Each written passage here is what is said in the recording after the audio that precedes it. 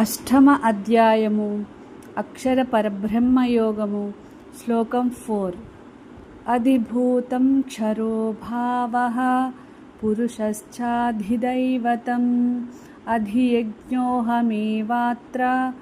దేహే దేహభృతాం వర. తెలుగు తాత్పర్యం: నశించే పదార్థాలు అధిభూతం, దేవతలలోని పురుషుడు అధిదైవం, ఈ శరీరంలో ఉన్న అధియజ్ఞుడు నేనే. హిందీ तात्पर्यम: नाशवान वस्तु ये अधिभूत है, देवताओं में स्थित पुरुष अधिदैव है, इस शरीर में अधियज्ञ मैं ही हूँ.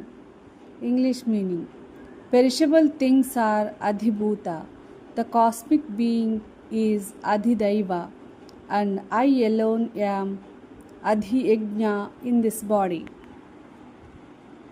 అష్టమ అధ్యాయము అక్షర పరబ్రహ్మయోగము శ్లోకం 5.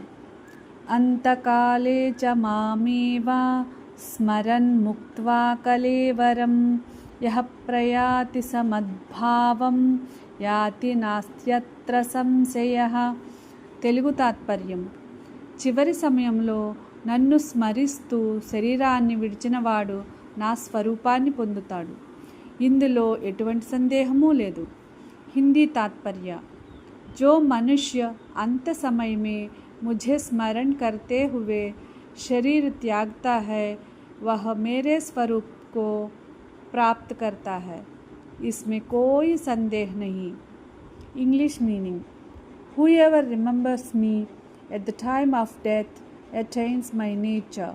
There is no doubt about this. అష్టమ అధ్యాయము అక్షర పరబ్రహ్మయోగము శ్లోకం 6. శ్లోకం 6. యం యం వాపి స్మరన్ భావం త్యజత్యంతే కలేవరం తం తమేవైతి కౌంతేయ సదా తద్భావభావితః. తెలుగు తాత్పర్యం: మనిషి తన జీవితం అంతా ఏ భావనతో, ఏ ఆలోచనతో జీవిస్తాడో అదే భావనతో మరణ సమయంలో కూడా ఉంటాడు. అతను చివరిలో ఏ దైవాన్ని లేదా భావాన్ని స్మరిస్తాడో మరణానంతరం అతడు అదే స్థితిని పొందుతాడు.